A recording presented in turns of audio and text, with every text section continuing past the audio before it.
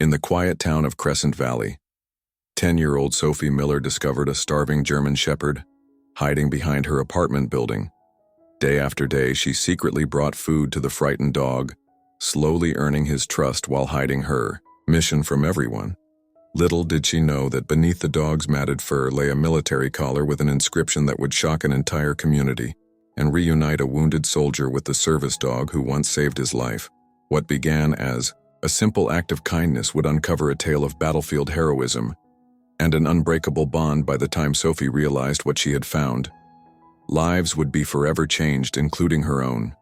The mysterious message on that worn collar would do more than reunite a veteran. With his companion, it would inspire a town to witness the extraordinary healing power that comes when compassion meets courage. Quick pause. Before we continue, tell us where in the world are you watching from? If you're enjoying these stories, make sure to hit subscribe because tomorrow's episode is absolutely mind-blowing. Autumn leaves danced across the cracked pavement of Pine Grove Apartments as Sophie Miller dragged her feet toward home. Her backpack felt heavier than usual, weighed down by another disappointing math test. The crisp October wind cut through her thin jacket. But that wasn't why she shivered. The thought of showing Grandma Margaret her failing grade made her stomach or twist into knots. Sophie paused. At the small playground near the edge of the apartment complex, no one ever played there anymore. Not since the new community center opened on the other side of Crescent Valley. The rusty swing set creaked in the wind, a lonely sound that matched how Sophie felt most days since moving in with her grandmother 6 months ago. Just one quick swing. Sophie whispered to herself.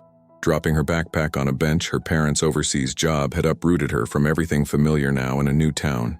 With no friends, she found comfort in small escapes as she pumped her legs, gaining height on the swing. A movement caught her eye behind the dumpsters at the edge of the property. Something large was shifting in the shadows. Sophie dragged her feet to stop sending wood chips flying. Squinting, she made out the shape of a dog, a big one, partially hidden behind the metal containers.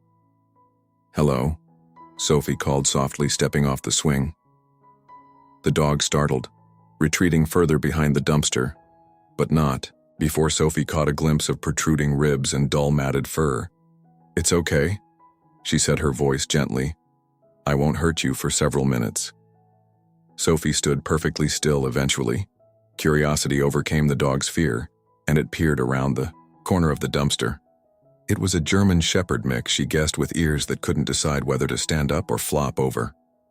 Despite its size, the dog's sunken sides and weary eyes made it look more frightened than frightening. Sophie's heart squeezed the cafeteria turkey sandwich in her backpack. The one she'd been too nervous about her test to eat suddenly had a purpose, moving slowly. She retrieved it, unwrapped the wax paper, and tore off a piece. "Are you hungry, boy?" She held out the sandwich portion at arm's length, then thought better of it and placed it on the ground halfway between them. The dog's nose twitched, his eyes a deep amber. Never left the food, but he didn't approach.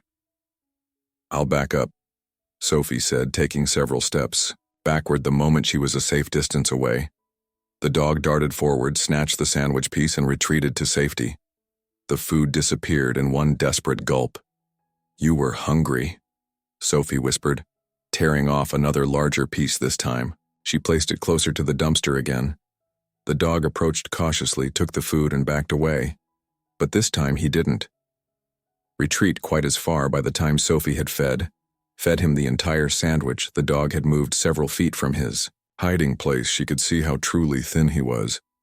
Not just underfed, but starving. A pang of sadness hit her as she noticed a patch of fur missing from his shoulder, revealing pink skin that had healed from what must have been a painful wound, I bet. "You've been through a lot, huh?" Sophie said softly. "I wish I had more food for you," dog cocked his head slightly as if understanding her words for the briefest moment. His tail gave a single uncertain wag. "I'll come back tomorrow," Sophie promised. "I'll bring you something good." The dog watched her gather her backpack, his eyes tracking her every movement. Sophie felt certain there was intelligence behind those eyes, a deep understanding that seemed almost human as she walked the remaining distance to her grandmother's apartment. Sophie's worry about the math test faded.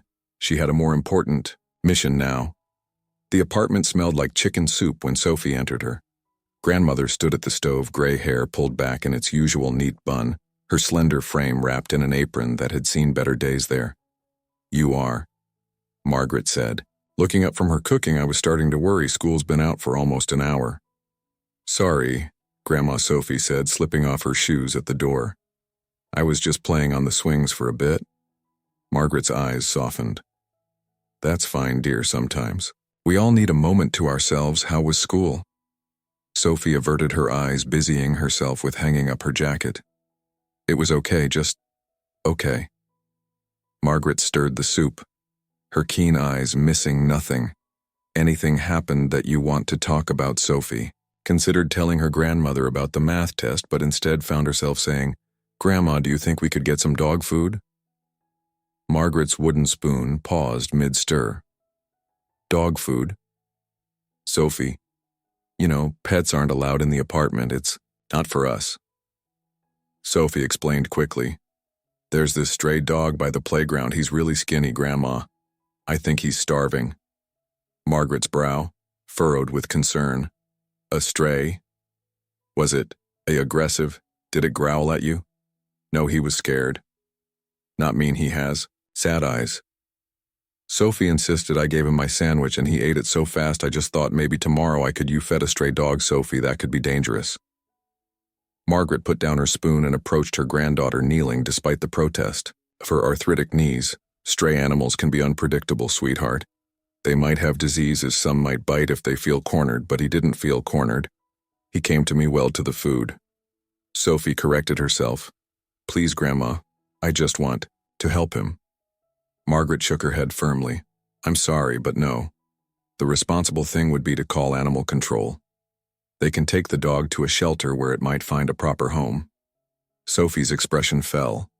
She knew what happened to many animals at the shelter, especially the older, less adoptable ones, but shelters they help animals. Margaret's tone softened. "Now go wash up for dinner, and please promise me you'll stay away from that dog." Reluctantly, Sophie nodded, but as she walked to the bathroom, her mind was already forming a plan. She'd promised the dog she'd come back tomorrow with food, and she wasn't about to break that promise that night. As Margaret slept, Sophie crept into the kitchen. She took a plastic container and filled it with leftover chicken from dinner, adding some pieces of bread for good measure. She hid it in her backpack. Ready for tomorrow morning arrived with a heavy fog that clung to the valley, misting the world in gray. Sophie dressed quickly, her mind on the hungry dog waiting by the playground at breakfast. She carefully wrapped her toast in a napkin and slipped it into her pocket. "You're eating light this morning," Margaret observed, watching Sophie push away her half-finished bowl of oatmeal. "I'm not very hungry," Sophie replied. It wasn't exactly a lie. Her stomach was too full of nervous excitement to accommodate much food. Margaret studied her granddaughter for a moment. "Sophie, about that stray dog, I was thinking I have to go or I'll miss the U.S. Sophie interrupted, grabbing her backpack. She kissed her grandmother's cheek and hurried out before the conversation could continue. The school day crawled by at an excruciating pace. Sophie's teacher, Miss Parker, had to call her name twice during reading time when Sophie's mind wandered to the dog waiting near her home by the time the final bell rang. Sophie was first out the door, sprinting to her bus the moment she stepped, offered her stop. Sophie veered away from the apartment building, heading straight for the playground. Her heart pounded as she approached the dumpsters. "Hello?" she called softly. "Are you here, boy?" For a long moment, nothing moved. Sophie's heart sank. Had animal control already found him? Or had he moved on to another place in search of food? Then a slight rustling came from behind the dumpster. The German Shepherd emerged slowly, cautiously, his amber eyes immediately finding hers. "You're still here?" Sophie breathed relief washing over her. She knelt down, opening her backpack to retrieve the container. "I brought you something special today." The dog's nose twitched as the scent of chicken reached him. He took a tentative step forward, then another. Sophie removed the lid and set the container on, the ground backing away as she had the day before. This time the dog approached more quickly, though still with caution. He devoured the chicken in seconds, his tongue working to clean every corner of the plastic container. "I wish I could bring you Home with me, Sophie said, sitting cross-legged a few feet away, but my grandma says no, and pets aren't allowed in our building anyway. The dog looked up from the empty container, his eyes meeting hers for a brief moment. Sophie felt understood by this creature in the way she rarely did with people. Both of them were alone in their own way. Her in a new town without her parents, him without a home or family. I think I'll call you Hero, she decided, because you look like you could be one with your big ears and smart eyes. Maybe you were somebody's hero once. Hero tilted his head at the sound of his new name. A tentative wag of his tail made Sophie smile. I'll be back tomorrow, Hero, she promised, same time, same place. As she gathered her things to leave, Sophie noticed Hero watching her intently, as if memorizing her face, making sure she was real. It struck her that perhaps he'd been abandoned before, led to believe someone cared only to be left behind. I won't forget you, she said. Firmly, I promise. That evening, Sophie was unusually quiet at dinner. Her mind kept returning to Hero, wondering if he had found Shell from the increasingly cold nights the local news had mentioned. Frost warnings for the coming week. Sophie, Margaret's voice broke through her thoughts. You've hardly touched your dinner. Are you feeling all right? Sophie pushed her peas around her plate. I'm fine. Grandma, just thinking about school or about that stray dog. Margaret's perception was uncomfortably accurate.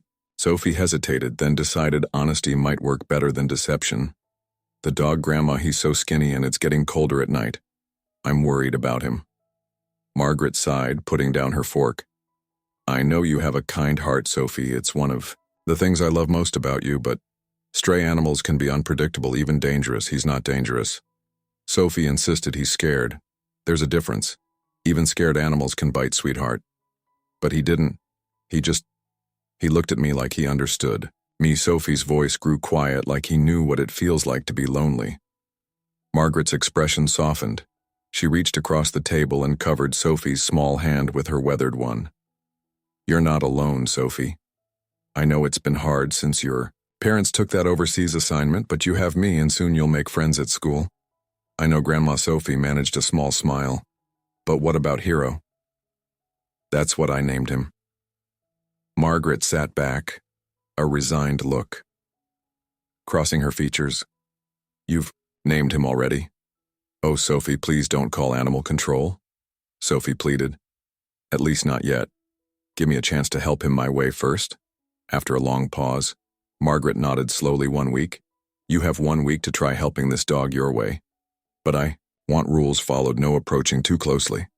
No trying to pet him, and you'll tell me exactly when and where you're going to see him. Deal? Sophie's face lit up. Deal. Thank you, Grandma, and Margaret added firmly. If he shows any sign of aggression, we call animal control immediately. No arguments, he won't. Sophie said confidently. Hero's special. I can feel it as she helped clear the dishes after dinner. Sophie didn't realize just how right she was. The dog she'd named Hero indeed had a special. Past one hidden beneath his matted fur on a collar that had slipped deep into his coat, bearing an inscription that would soon change everything. Telling and preparing this story took us a lot of time, so if you are enjoying it, subscribe to our channel. It means a lot to us now. Back to the story. For the next 3 days, Sophie fell into a routine each morning. She tucked away portions of breakfast at lunch. She saved half her sandwich and any meat from her meal after school. She hurried to the dumpsters, where Hero waited patiently, his amber eyes lighting up at the sight of her. By Friday afternoon, Hero no longer retreated when Sophie approached. He still maintained a cautious distance, but his tail now wagged freely when she appeared around the corner of the playground. Look at you, Sophie said, kneeling a few feet away as Hero ate the ham sandwich she'd brought. You're already looking better. It was true, though, still thin. Hero's coat had a hint of shine that hadn't been there before. His eyes seemed brighter, more alert. He finished the sandwich and looked up expectantly. That's all for today, buddy. Sorry. Sophie wiped her hands on her jeans. But I've been thinking. Winter's coming soon. And you need better shelter than this. Hero tilted his head, watching as Sophie surveyed the area around the dumpsters. It wasn't ideal, exposed to wind and offering little protection from rain, with her week-long grace period from her grandmother already half over. Sophie knew she needed a better solution. What if we built you something, she thought aloud. Nothing fancy, just a shelter to keep you warm. The weekend arrived with a heavy downpour that kept Sophie indoors. She pressed her face against the living room window, watching sheets of rain soak the playground. Somewhere out there, Hero was trying to stay dry. "Sophie, come away from the window," Margaret called from the kitchen. "You've been staring outside for an hour. Your dog will be fine." "He's not my dog," Sophie replied automatically, though the words felt hollow in some way. Hero had become hers over the past few days, or perhaps she had become his. "He doesn't have anywhere dry to go." Grandma Margaret appeared beside her, drying her hands on a dish towel. Animals are resourceful. They find shelter. But what if he doesn't? What if he's cold and wet? And the doorbell interrupted her worries. Margaret went to answer it, returning moments later with Mrs. Thompson from the corner grocery store and her teenage son, Jacob. "We were just dropping off some of these moving boxes," Mrs. Thompson explained, gesturing to Jacob, who carried several flattened cardboard boxes under his arm. "Thought Margaret might want them for storage." "That's very thoughtful," Margaret said, leading them into the living room. "Can I offer you some coffee or tea?" While the adults chatted, Sophie's attention fixed on the cardboard boxes. An idea began to form in her mind. She approached Jacob, who had set the boxes down near the door. "Hi," she said quietly. "Could I have one of those boxes?" Jacob shrugged. "Sure, kid. We've got plenty more down at the store. Mom's always looking to get rid of them." Sophie beamed. "Thanks, actually. Do you have any that aren't flattened, ones that are still box-shaped?" Jacob raised an eyebrow, building a fort or something, sort of. Sophie said, not wanting to explain about Hero. "I'll bring some over next time." Jacob promised. We've got all shapes and sizes. When Monday arrived, Sophie found 3 intact boxes outside their apartment door with a note from Jacob after school. Armed with her backpack full of food and the largest of the boxes, Sophie headed to the playground. The rain had stopped, but the ground remained muddy. Hero emerged from behind the dumpster the moment he heard her approach. His usual caution was overshadowed by hunger, and he trotted toward her with more confidence than he'd shown previously. "Hey, Hero." Sophie greeted him, setting down her container of leftovers. "Look what I brought you." While Hero ate, Sophie examined the area. The space between the dumpster and the brick wall of the neighboring laundromat stayed relatively dry. She positioned the large box there, using rocks to weigh down the corners. "It's not much, but it's better than nothing," she told Hero, who had finished eating and was watching her with curious eyes. "See, it's your house." Sophie patted the box invitingly, but Hero showed no interest in entering the strange new object. She sighed, pulling a small blanket from her backpack, an old one Margaret had said she could spare, and placed it inside the box. "Maybe you'll try it later." Sophie said it's supposed to get really cold tonight, as she gathered her things to leave. Sophie noticed something she hadn't before. When Hero turned to watch a bird fly overhead, the fur around his neck parted slightly, revealing what looked like fabric underneath. "Wait, what's that?" Sophie moved closer instinctively. Hero backed away, suddenly alert. "Sorry," she said, freezing in place. "I just thought I saw something around your neck." Hero relaxed slightly but maintained his distance. Sophie made a mental note to look more carefully. Next time, did Hero already have a collar? Had she been feeding someone's pet this whole time? The thought troubled her as she walked home. If Hero belonged to someone, why was he so thin and living behind dumpsters? She mulled this over during dinner, barely touching her food. "Sophie," Margaret said firmly, "I've let you try things your way with this stray, but you seem more worried than ever. Perhaps it's time we called animal control." No, Sophie's fork clattered against her plate. "I mean, not yet. I think he might have a collar."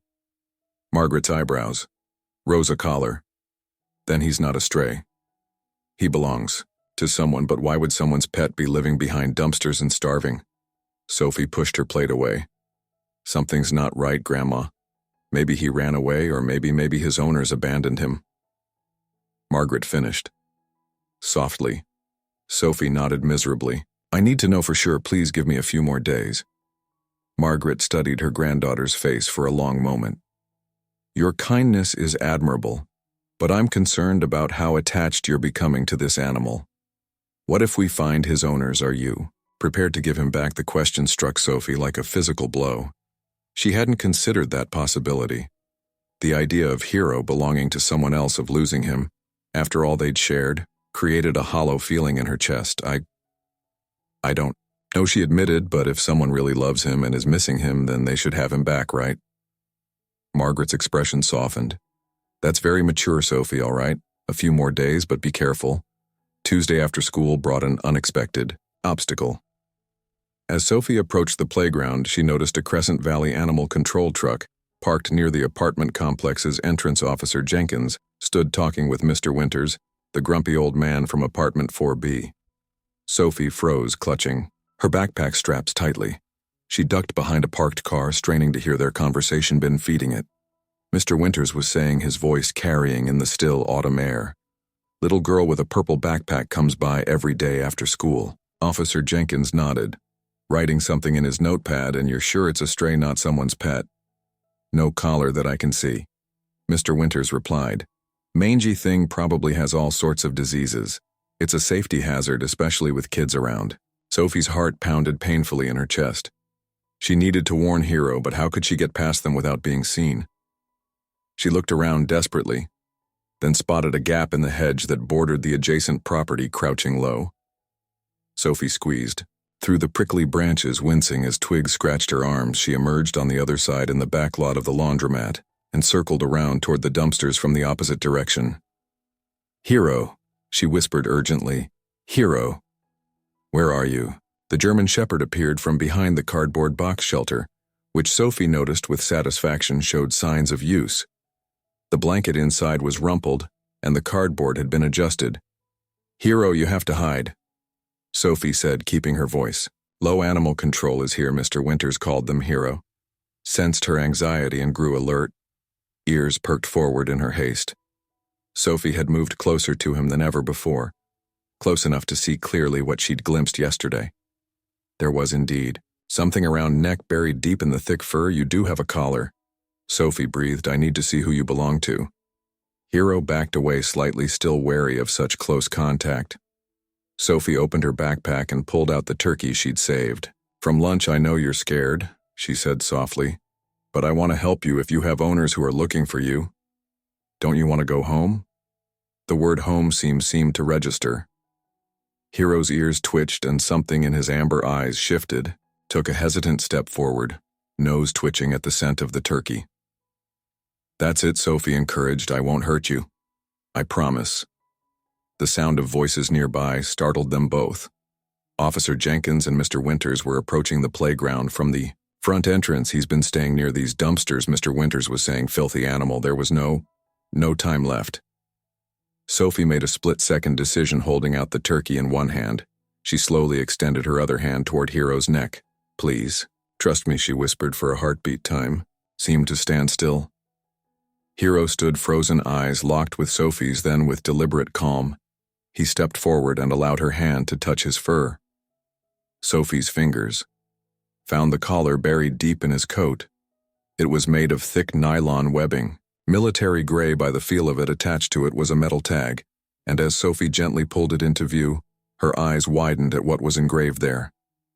Sergeant Taylor, U.S. Army K-9 Unit Service Dog ID A729, and below that another line that made Sophie's breath catch. If found, please call 555-0177. You're not just any dog, Sophie whispered in awe. You're a military dog, a hero for real. Hero. Or rather, Sergeant nudged her hand gently with his nose as if confirming her discovery. The voices were getting closer now, the sound of boots on gravel just around the corner, quick behind the box. Sophie urged, guiding Sergeant toward the makeshift shelter. To her amazement, he obeyed without hesitation, tucking himself into the shadows. Sophie straightened, just as Officer Jenkins and Mr. Winters came into view. Young lady, Officer Jenkins called out. What are you doing back here? Sophie's mind raced for an explanation. I was just checking if my toy was here. I lost it yesterday while playing. Mr. Winters narrowed his eyes suspiciously.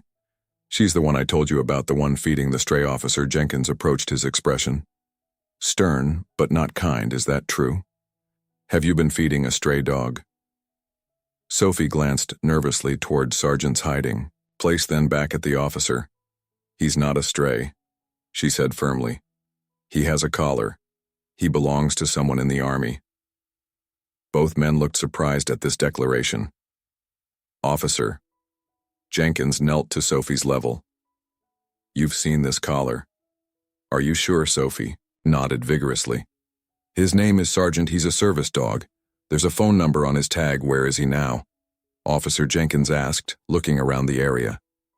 Sophie hesitated, torn between protecting Sergeant and getting him the help he clearly needed. Before she could decide, Sergeant made the choice for her. He emerged slowly from behind the box, no longer cowering, but standing tall. His bearing suddenly different, dignified, almost military. In its precision, Officer Jenkins stared in amazement. Well, I'll be damned, he murmured. That's no ordinary stray. Even Mr. Winters seemed taken aback by the transformation in the dog's demeanor. Sergeant approached cautiously, but with purpose, stopping a few feet from Sophie as if placing himself protectively. Near her, can I see his collar? Officer Jenkins asked softly. Sophie nodded, turning to Sergeant. It's okay, boy, he's going to help us find your real home, to everyone's amazement. Sergeant sat at attention, allowing Officer Jenkins to carefully examine the tag on his collar. The officer's eyes widened as he read the information. This is something special, he said, straightening up and pulling out his phone. I need to make a call. As he stepped away to dial the number, Sophie knelt beside Sergeant, putting her arm gently around his neck. You're going home. She whispered, her throat tight with a mixture of joy and sadness. Your real home? Mr. Winters shuffled awkwardly. I didn't realize, if I'd known he was a military dog, it's all right, Sophie said, surprising herself with her maturity. You didn't know, neither did I until today. Officer Jenkins returned, his expression serious but excited. I just spoke with Linda Taylor. She's the sister of Marcus Taylor, the owner of this dog. They'd been searching for Sergeant for nearly 2 months. Sophie's heart leapt. He's been lost that long. Not abandoned. Lost, not abandoned, Officer Jenkins confirmed. Sergeant here got spooked during a welcome home parade for his handler, apparently Marcus. Taylor just returned from overseas where he was injured in combat. Sergeant was his service dog over there, and now helps him with his rehabilitation. The pieces began falling into place in Sophie's mind, the healed wound on Sergeant's shoulder, his intelligent eyes, his military bearing.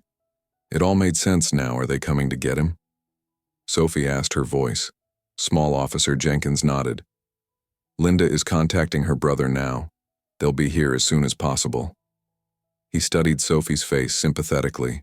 You've done a good thing, young lady, a very good thing. As the officer called in to report the situation, Sophie sat with Sergeant, stroking his fur as tears welled. In her eyes, she had found him, fed him, even named him, but he had never truly been hers to keep. I'm going to miss you, she whispered, into his fur, but your real hero needs you more than I do. Sergeant rested his head against her shoulder, a gesture of such profound gratitude that Sophie couldn't hold back her tears any longer. She had set out to save a stray dog, never imagining she would instead reunite a wounded soldier with his lost companion. Officer Jenkins approached again, offering Sophie a warm smile. Marcus Taylor and his sister will be here tomorrow morning. Would you like to be here for the reunion?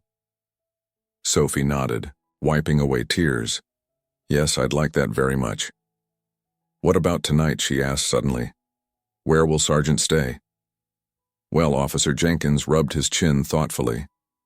Normally, I'd take him to the shelter overnight, but given his special status, he could stay with me.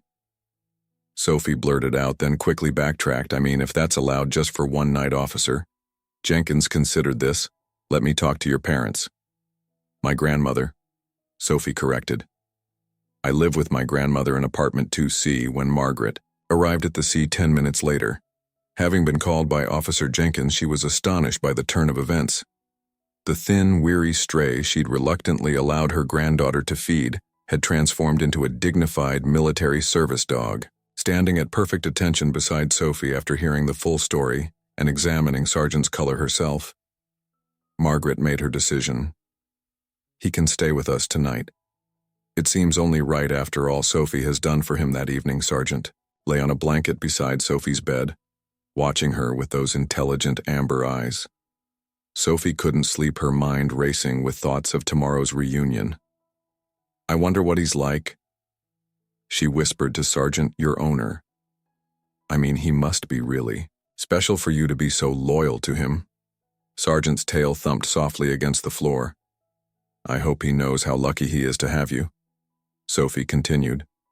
"And I hope he'll let me visit you sometimes," as she finally drifted towards sleep. Sophie's hand dangled from the bed, fingers lightly touching Sergeant's fur. Tomorrow would bring both an ending and a beginning. The end of her time as Sergeant's caretaker, but perhaps the beginning of something new and unexpected, for as Sophie was about to discover, the collar around Sergeant's neck held more than just his name and ID number. Hidden beneath the tag was something else, something that would shock everyone who saw it and reveal the true measure of a hero's courage, both human and canine. Sophie barely slept that night. Every time she rolled over her eyes, found Sergeant's silhouette in the darkness, his head occasionally lifting to check on her before settling back down on his paws. By the time dawn's first light filtered through her blinds, Sophie had memorized every detail of the dog she would soon have to say goodbye to at breakfast. Margaret watched her granddaughter push cereal around her bowl, concern evident in her lined face. "Sophie," she said gently, "you've done a wonderful thing reuniting Sergeant with his owner. You should be proud of yourself." "I am," Sophie mumbled, not looking up. I wish." Margaret reached across the table and squeezed Sophie's hand. "I know, dear. It's hard to let go of someone you care about, even when you know it's the right thing to do." Sergeant sat nearby, his posture more alert than it had been all week.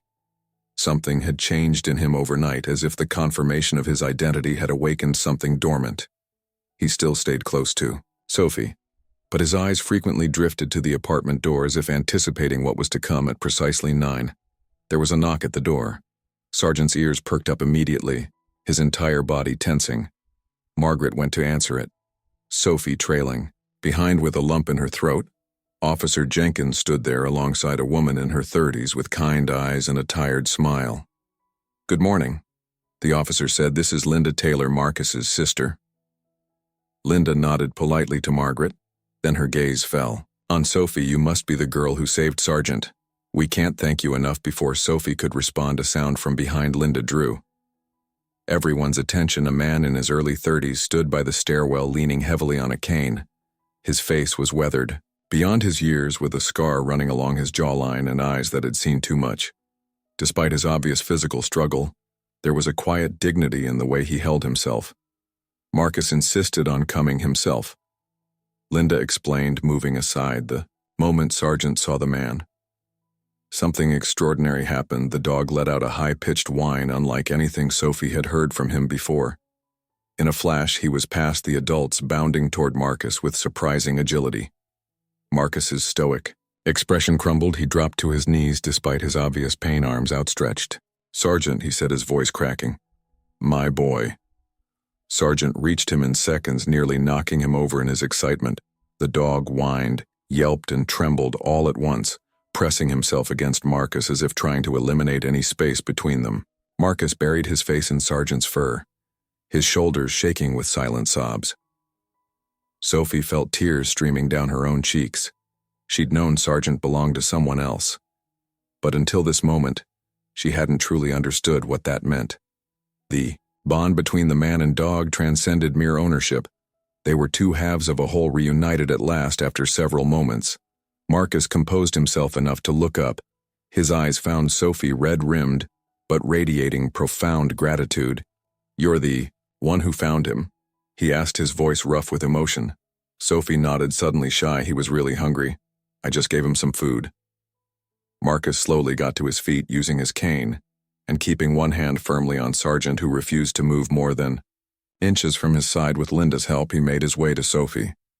"You didn't just feed him," Marcus said, looking down at her with intensity. "You saved his life and mine too, in a way." Sophie's grandmother invited everyone inside as they settled in the small living room. Marcus explained what had happened after 3 tours overseas. He had been injured by an improvised explosive device while on patrol. Sergeant, his military working dog, had dragged him to safety despite being injured himself. "The doc said if he hadn't pulled me away from the secondary device, I wouldn't be here," Marcus explained, his hand never leaving Sergeant's head. We both got sent home after that. Him for retirement, me for rehabilitation. The town organized a welcome home parade. Linda continued. Everything was going fine until someone set off fireworks with his PTSD. Well, Marcus had a bad reaction. I collapsed. Marcus admitted frankly. In the confusion, Sergeant's leash was dropped. He tried to protect me at first, but the crowd and noise disoriented him. By the time I was stable, he had disappeared. We've been searching for 8 weeks, Linda said. Put up flyers everywhere called every shelter within 50.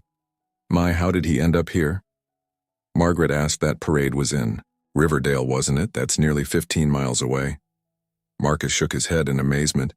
He must have been trying to find his way home. Our house is actually on the other side of Grant Valley. He was heading in the right direction as the adults talked. Sophie noticed something strange every time Marcus moved his hand away from Sergeant's collar. The dog nudged it back into place as if trying to draw attention to it. Mr. Taylor, Sophie said during a lulling conversation, I think Sergeant wants you to look at his collar. Marcus gave her a curious look, then focused on the thick nylon band around his dog's neck. His fingers found the metal tag Sophie had discovered, but he kept exploring. Turning the collar slightly as it's still there, he murmured, more to himself than to the others. His fingers found something on the underside of the collar. A small zippered pocket Sophie hadn't noticed with careful movements. Marcus unzipped the compartment and extracted something that flashed gold in the morning light. He held it up for all to see, a medal attached to a purple ribbon. A Purple Heart officer. Jenkins breathed instantly, recognizing the military decoration. Linda G. Marcus, is that yours? Marcus nodded, his expression solemn. They gave it to me in the hospital. I didn't feel right accepting it when so many others. He swallowed hard, so I put it on Sergeant's collar. He's the real hero. Sophie stared at the medal in wonder.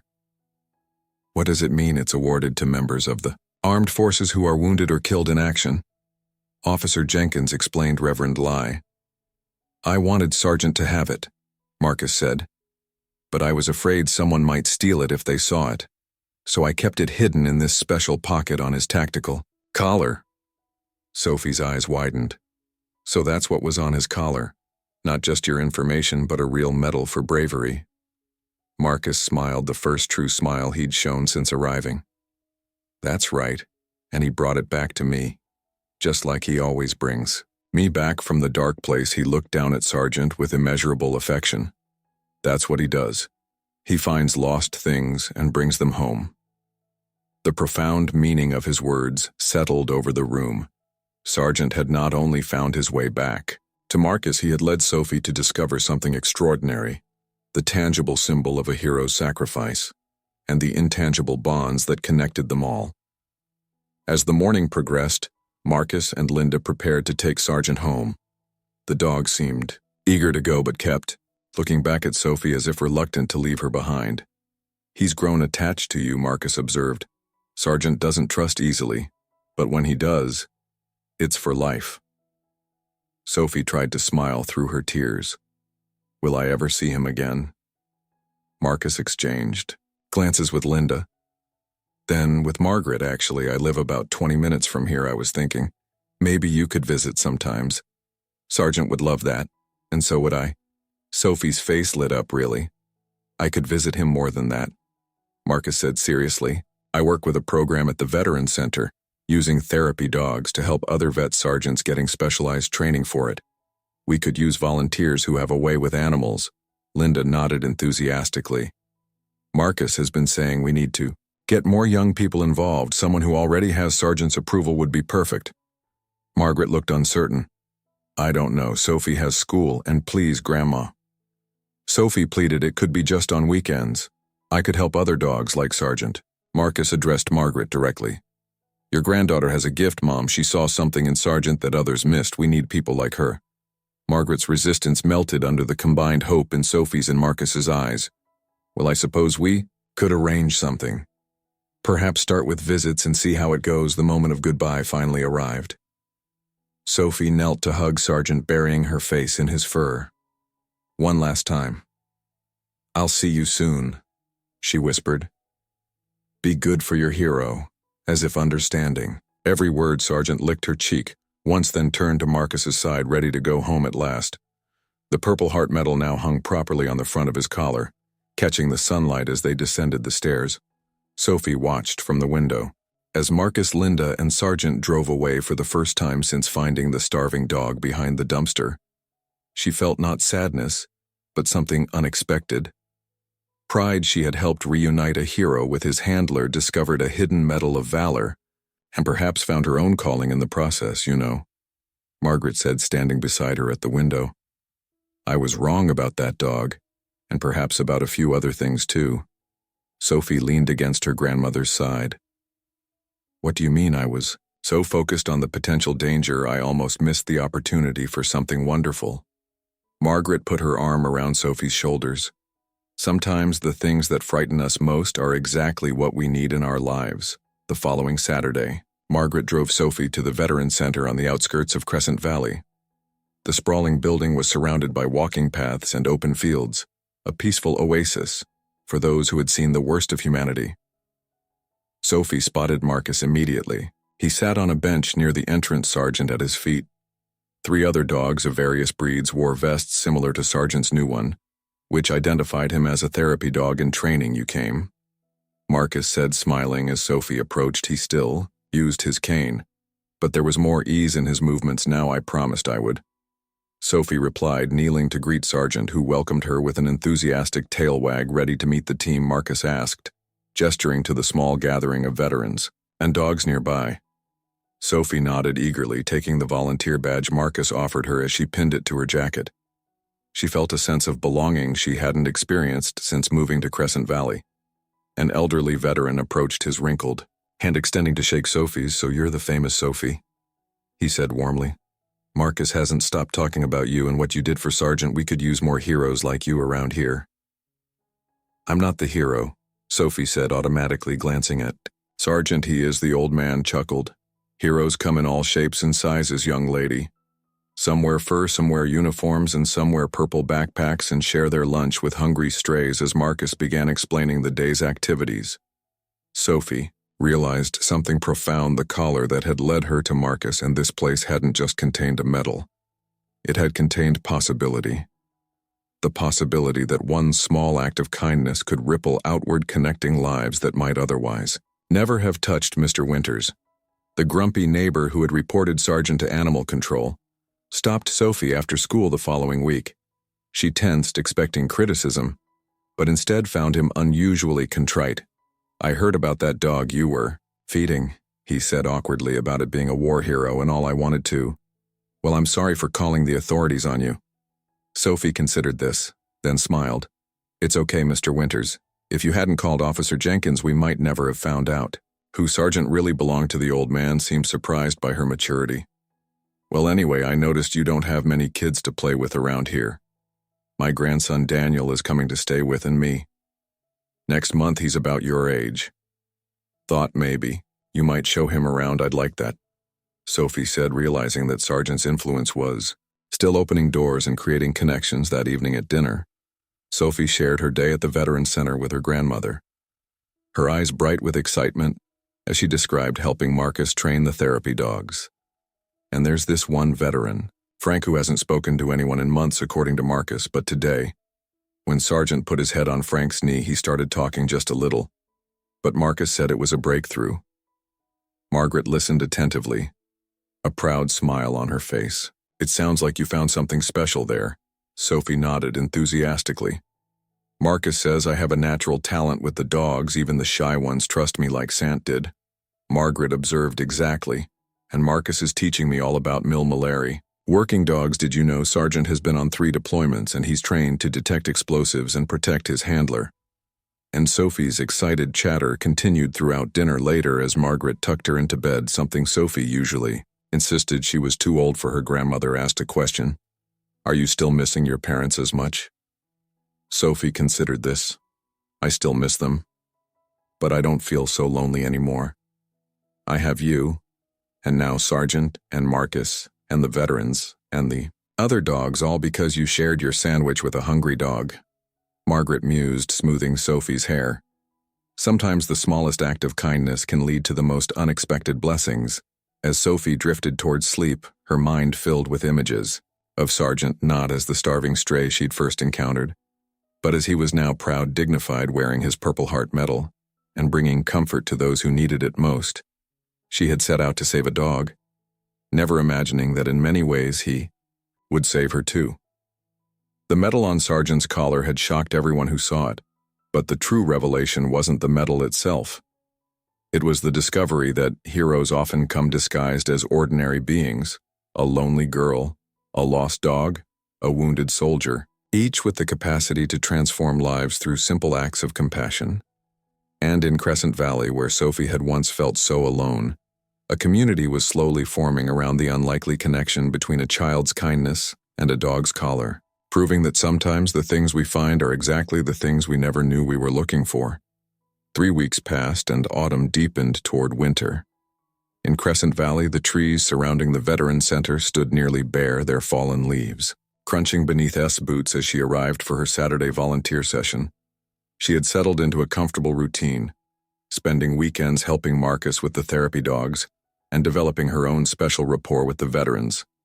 There she is, called Frank, the formerly silent veteran who now greeted Sophie warmly. Each visit he sat on his usual bench, a plaid blanket across his lap. Despite the mild temperature, Sergeant's been watching that gate for an hour. Sure enough, Sergeant stood, at attention near the entrance, his tail beginning to wag the moment he caught sight of Sophie. Though he remained utterly devoted to Marcus, he had maintained a special connection with the girl who had saved him from starvation. "Hi Frank, hi Sant," Sophie called, quickening her pace as she reached them. She noticed something different about the dog.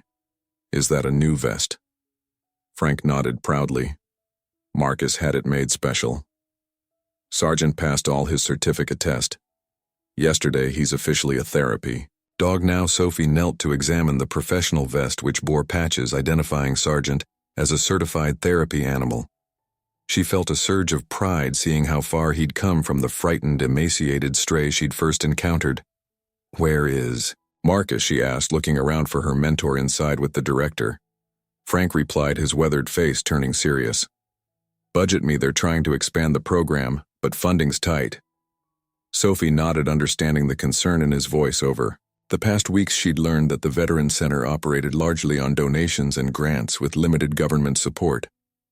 The therapy dog program, despite its success, was constantly fighting for resources. Sophie Marcus emerged from the main building leaning less heavily on his cane than when she'd first met him.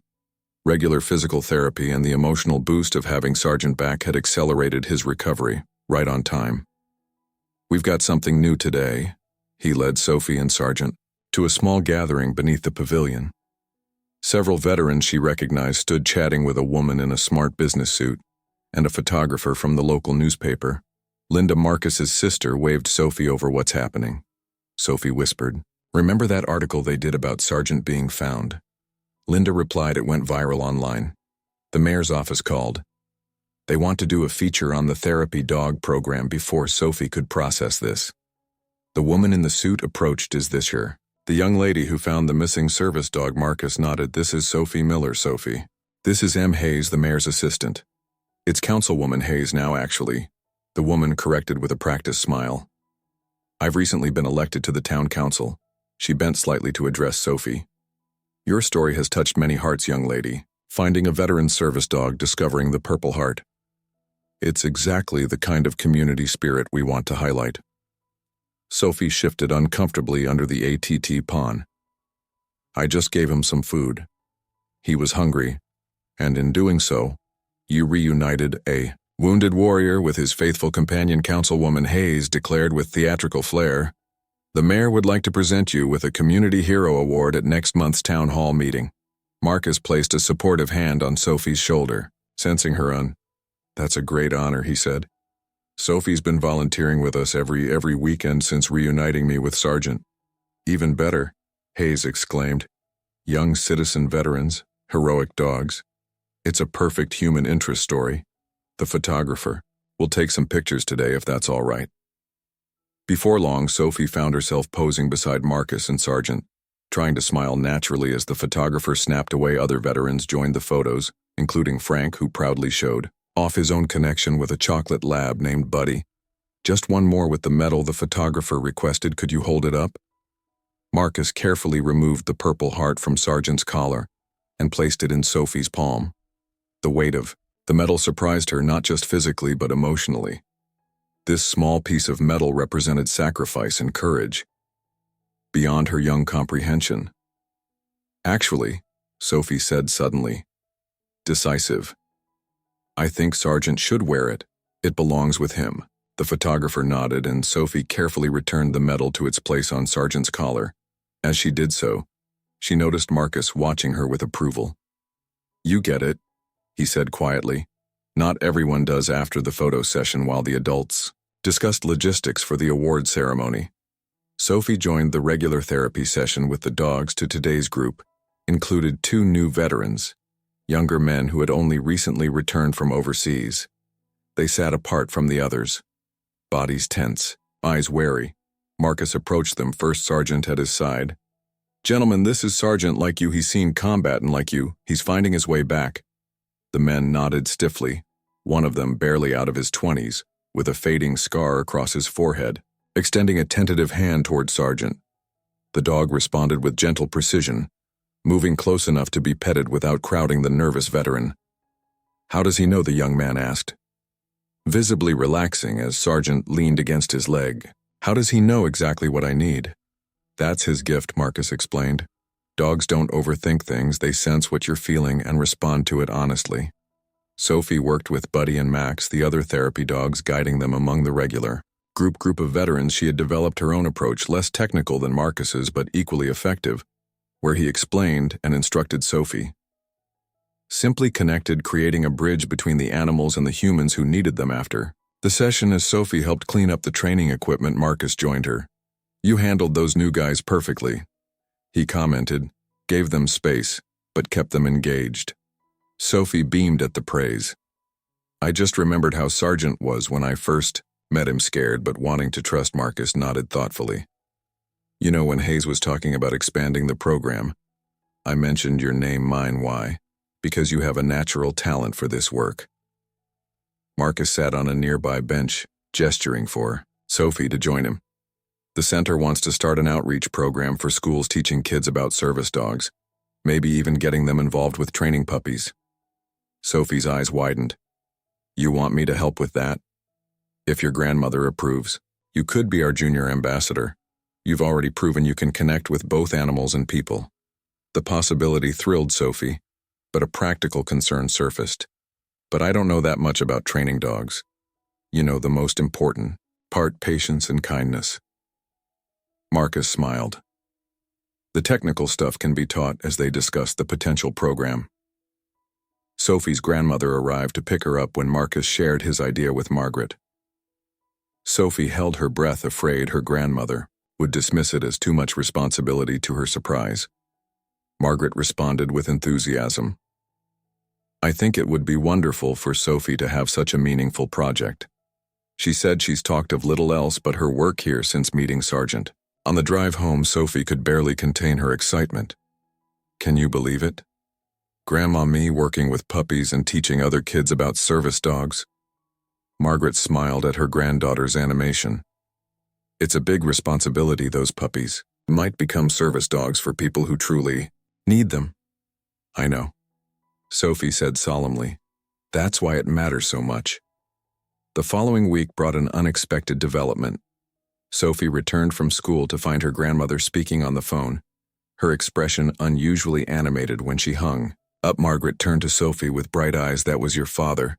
Your parents are coming home for Christmas. Sophie froze, a whirlwind of emotions crossing her face. Home here? Margaret nodded.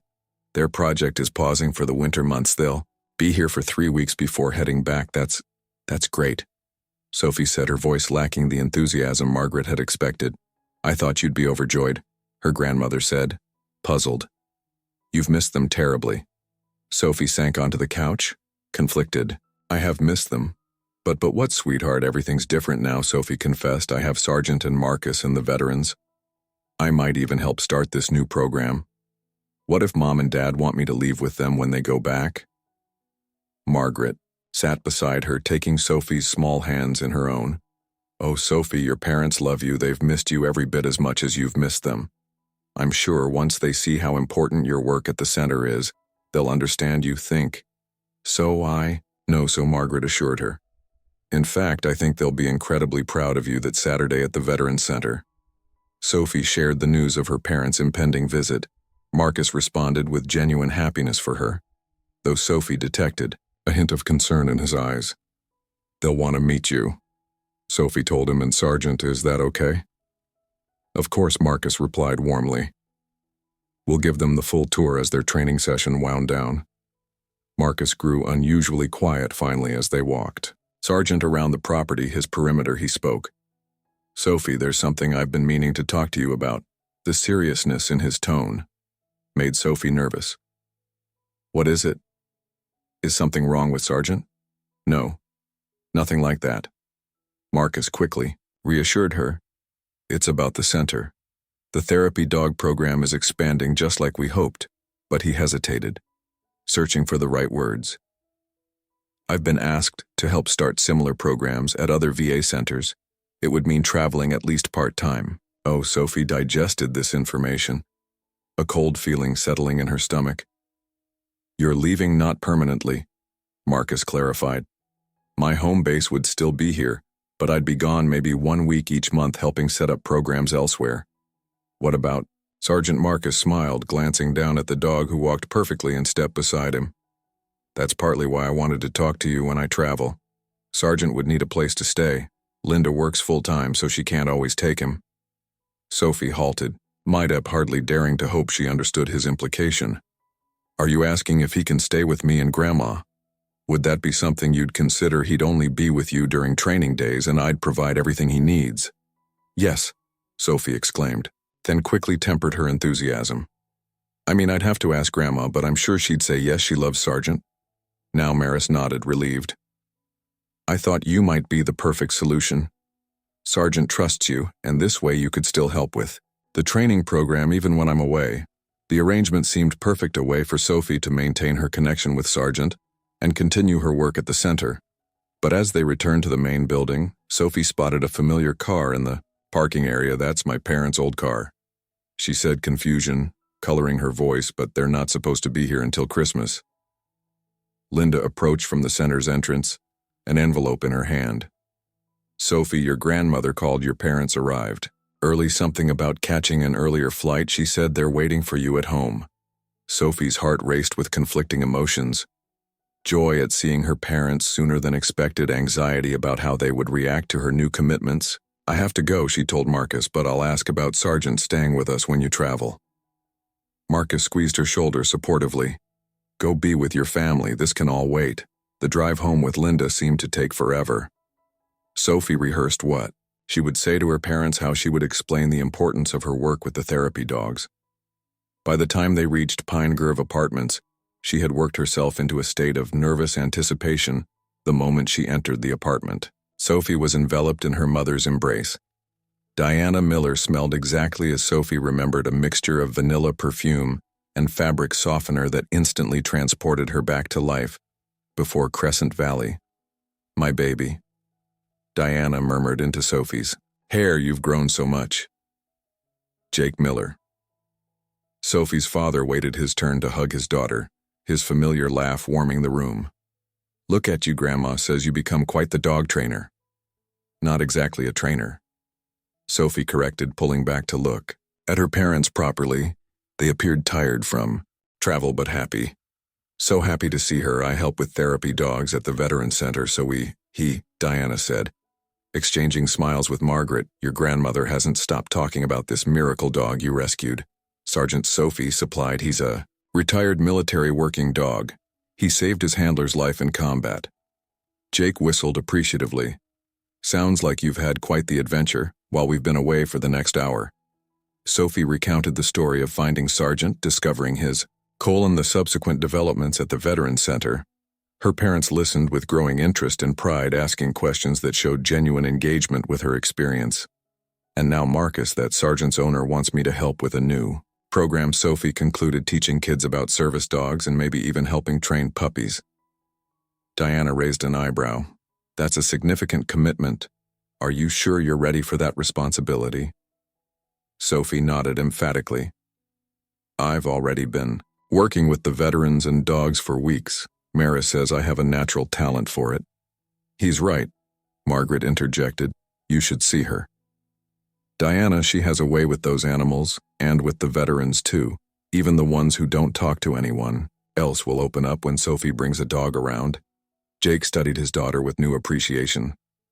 Sounds like you found your calling, Soph. I have so. Sophie agreed fervently. That's why I need to ask you something important. Her parents exchanged glances, sensing the gravity in her tone. Marcus has been asked to travel sometimes to help start programs at other centers. Sophie explained he needs someone to watch Sargent when he's away. He asked if we could do it. A beat of silence followed her request. Sophie held her breath, watching her parents' faces for any hint of their reaction. Let me get this straight. Jake finally said, you want us to dog at a highly trained military service dog just when Marcus is traveling. Sophie clarified, and I already know how to handle Sargent. He trusts me. Diana's expression softened. Honey, we're only here for 3 weeks before we have to return overseas after that. It would just be you and Grandma again. I know, Sophie said, but I was hoping maybe I could stay with Grandma longer until you're done with your assignment. The request hung in the air between them. Sophie had finally articulated what she'd been afraid to say, her desire to remain in Crescent Valley, rather than rejoin her parents. Overseas, you want to stay here? Diana asked quietly, rather than come with us. I love you both so much. Sophie hurried to explain, and I've missed you every day. But I found something important here, something that matters. Margaret touched her daughter's arm gently. The therapy dog program has given Sophie purpose. Diana and the community she's building at the Veterans Center has helped her adjust to life here. Jay considered his daughter thoughtfully. I've never seen you this passionate about anything before, Sophie, because I've never felt this needed before. Sophie admitted, these dogs and veterans, they depend on me showing up. I'm making a difference. The mayor's office even wants to give her a Community Hero Award. Margaret added. Diana's eyes widened. A what? Now Sophie blushed. It's not that big a deal. It's just because of finding Sargent and the Purple Heart. Purple Heart? Jake echoed, clearly confused. There's a lot more to this story than we've heard, isn't there? Diana realized. Sophie nodded. Could we go to the Veterans Center tomorrow? Then you can meet Marcus and Sargent and see what we do there. Maybe then you'll understand why it's so important to me. Her parents exchanged another look. The silent communication Sophie had always found both fascinating and frustrating. Finally, Jake nodded. I think that's a fine idea. We'd love to see this place that's become so special to you. Relief washed over Sophie. They hadn't agreed to her staying yet, but they were willing to consider it, to see for themselves the world she had discovered in their absence. As she lay in bed that night, listening to the familiar sounds of her parents' voices from the living room, Sophie reflected on how much had changed since that first encounter. With a starving dog behind the dumpsters, she had arrived in Crescent Valley feeling abandoned and alone. Now she had connections that stretched across generations and species, a web of relationships built on compass, passion, and trust. Tomorrow her parents would see Sargent wearing his Purple Heart medal. They would meet Marcus and the veterans whose lives had been touched by a dog's unwavering loyalty and a child's simple kindness. And perhaps they would understand that sometimes the most important discoveries come not from looking for new places, but from truly seeing what's been in front of you all along. The Veterans Center looked different through her parents' eyes as Sophie LED'd them across the grounds.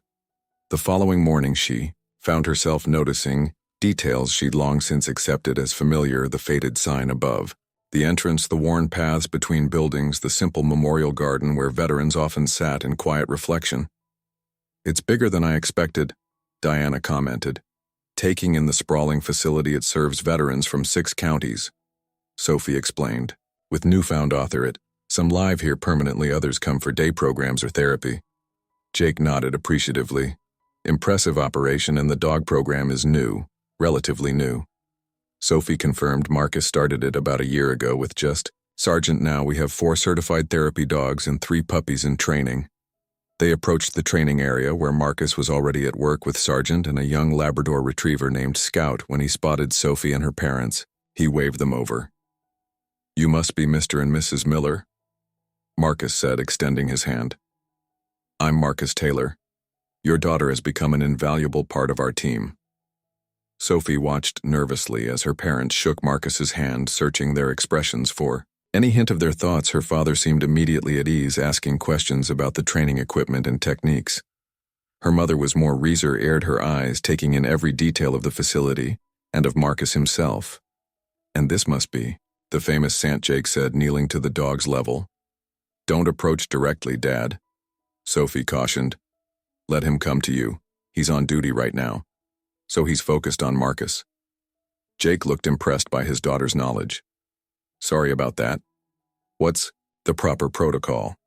Marcus smiled approvingly at Sophie before addressing Jake. "Sophie's right. When Sergeant's wearing his vest. He's working, if you'd like to greet him. Wait until his break," as if understanding the conversation. Sergeant glanced between Marcus and the newcomers, then returned his attention to his handler. The discipline was impressive even to those unfamiliar with service animals. Sophie mentioned a Purple Heart. Diana said, her gaze falling on the medal attached to Sergeant's collar. Marcus nodded, his expression growing solemn. "Yes, ma'am, that's mine. Technically earned it during my last deployment when our unit was ambushed." He patted Sergeant's head gently, "But he's the one who dragged me to safety after the IED hit. Despite his own injuries, figure he earned it more than I did." Diana's reserve visibly softened. "That's remarkable, both of you serving together. Best partner I've ever had," Marcus confirmed. "Which is why finding him again meant everything. Your daughter made that possible." Sophie felt her cheeks warm at the praise. "I just gave him some food. You did a lot more than that," Marcus corrected kindly. "You showed patience and compassion when others would have called animal control or ignored him altogether." Morning progressed with a tour of the facilities. Sophie's parents met. Frank and the other regular veterans observed therapy session with the dogs and spoke at length with Linda about the program's impact throughout it all. Sophie watched anxiously for their reactions, hoping they would understand why this place had become so important to her during a break, when Marcus was demonstrating advanced commands with Sergeant. For Jake's benefit, Diana pulled Sophie aside. "This isn't what I expected," she admitted quietly. Sophie's heart sank. "You don't like it?" "No, quite the opposite." Diana's eyes followed Sergeant as he executed a perfect retrieval of a dropped item for Marcus. "I'm impressed. What you're doing here matters, Sophie." "I can see that." Clearly relief washed over Sophie. "So you understand why I want to stay?" Diana sighed, brushing a strand of hair from her daughter's face. "I understand better now." "Yes, but there's more to consider than just this program. There's school, your future. Our family being separated. I know it's complicated," Sophie interrupted, "but couldn't we find a way to make it work just until your assignment is finished?" Before Diana could respond, Linda approached with news that the director wanted to meet Sophie's parents as they headed toward the administration building. Sophie found herself walking beside Frank, who had been observing from a distance. "Parents seem nice," the older veteran commented. Sophie nodded. "They are, they just don't understand yet why I need to stay here," Frank chuckled. "Funny thing about understanding, sometimes it comes all at once like lightning, other times it seeps in slow like morning fog." He patted her shoulder with his weathered hand. "Give them time, kid, they'll get there." The meeting with Director Collins was brief but impactful. He spoke highly of Sophie's contributions and shared plans for the school outreach program, emphasizing how her perspective as a young person made her uniquely qualified to connect with students. "We've already had interest from 3 elementary schools." He explained to Diana and Jake the program would teach children about service animals, responsible pet ownership, and how dogs help veterans with physical and emotional challenges. Jake leaned forward, intrigued, and Sophie would help teach these classes with supervision of course director